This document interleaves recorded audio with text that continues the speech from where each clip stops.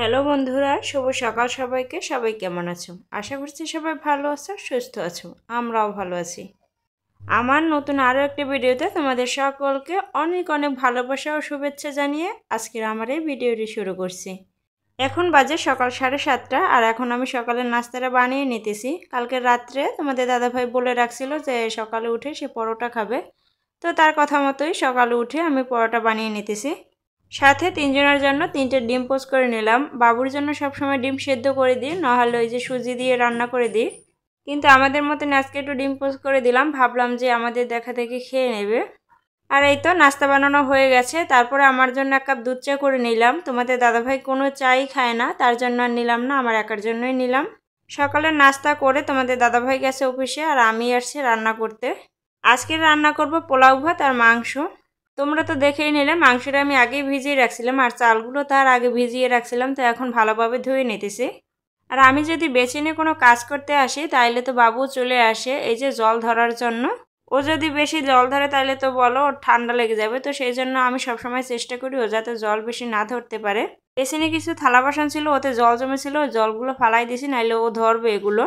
এদিকে রান্নাটা তাড়াতাড়ি বসাতে হবে আর চাল থেকে জলগুলো ঝরাতে হবে, তো সেই জন্য আমি আবার একটা উন্নাতে চালগুলো এভাবে রেখে আলতো হাতে ডলে ডলে চাল থেকে জলগুলো শুকিয়ে নিতেছি।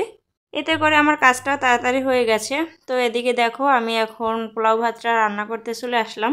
আমি সবসময় চেষ্টা করি রান্নাটা 1টার ভিতরে কমপ্লিট করতে, কারণ বাবু তো আবার খাওয়া দাওয়া করবে, তো ওকে টাইম মতন খাওয়ানোর জন্য আমি তাড়াতাড়ি রান্নাটা আগে করে নিই।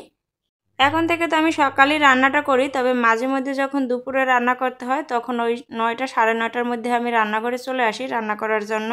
আমার যেহেতু একটা চুলা, তাই একটু সময়টাও বেশি লাগে।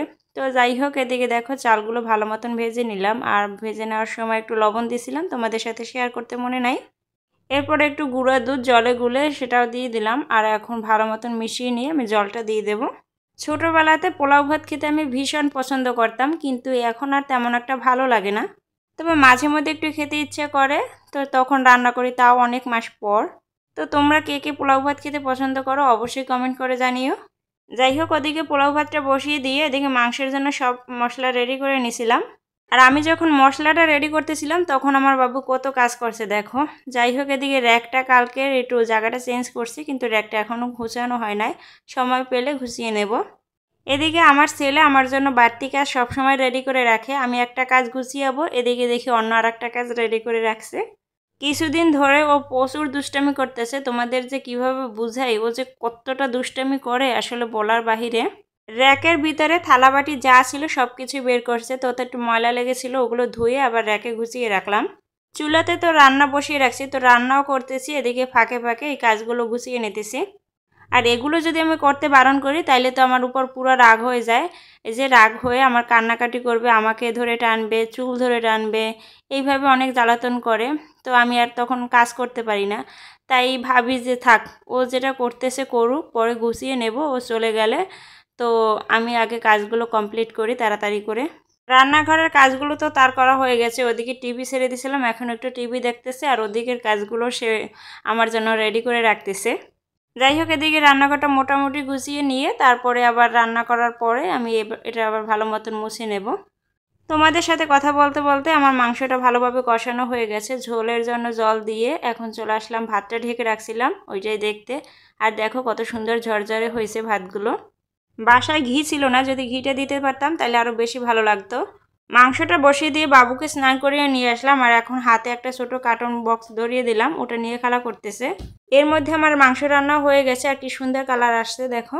বাবুকে ওদিকে খাইয়ে দিয়েছি, আর এখন আমি চলে আসলাম এঁটো থালা বাসনগুলো ধুইতে। সকালে নাস্তা করার পরে কিছু এঁটো থালা বাসন জমছিল, তো সেগুলো আর ধুইতে পারি নাই, তো এখন দুপুরেরটা মিলিয়ে বেশ অনেকগুলোই থালা বাসন জমে গেছে। সকালে যদি অল্প কিছু থালা বাসন জমিয়ে রাখি তাহলে দুপুরের মধ্যে অনেকগুলো থালা বাসন হয়ে যায়, কোথা থেকে কিভাবে মাখে আমি নিজেও জানি না।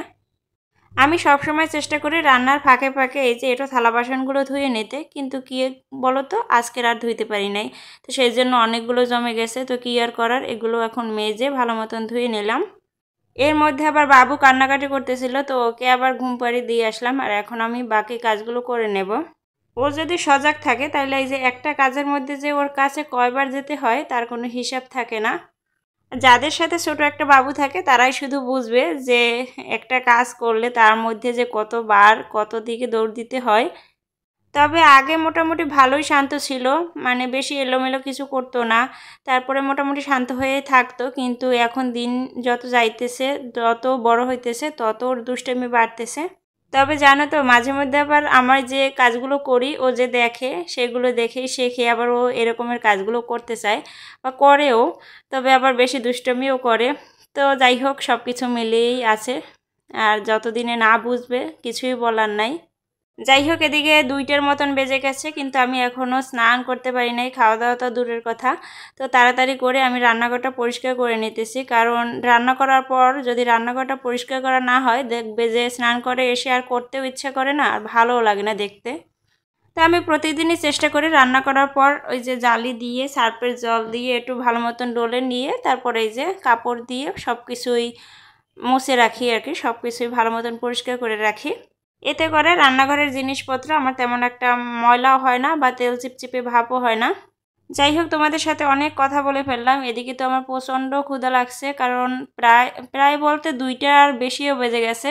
এখন পর্যন্ত তো আমি খাওয়া দাওয়া করি নাই। সব কিছু পরিষ্কার করে নিয়ে স্নান করার আগে রুমটা ঝাড়ু দিয়ে দিলাম। এতে করে স্নান করে আসার পরে মনটাও বেশ ফ্রেশ লাগবে। যাই হোক, দুপুরে খাওয়া দাওয়া করে একটু রেস্ট নিয়েছিলাম। এর মধ্যে বাবু ঘুম থেকে উঠে পড়েছে, তো ওকে নিয়ে আবার একটু নিচে চলে আসলাম। বালুতে না, সি সি, ধরো না ধরো না, ইস।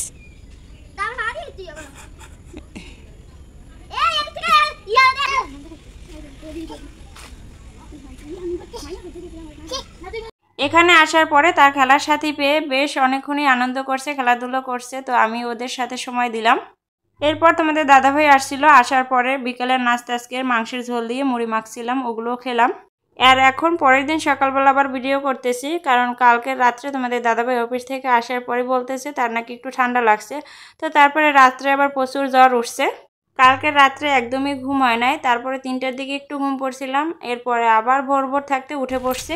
ভাবছি সকালে উঠে গরম ভাত রান্না করব, তো দেখি যে গ্যাস শেষ হয়ে গেছে। তারপরে নিচে গেছিলাম কিছু নাস্তা আনার জন্য, তো সেখানে গিয়েও দেখি কোনো দোকানই খোলে নাই।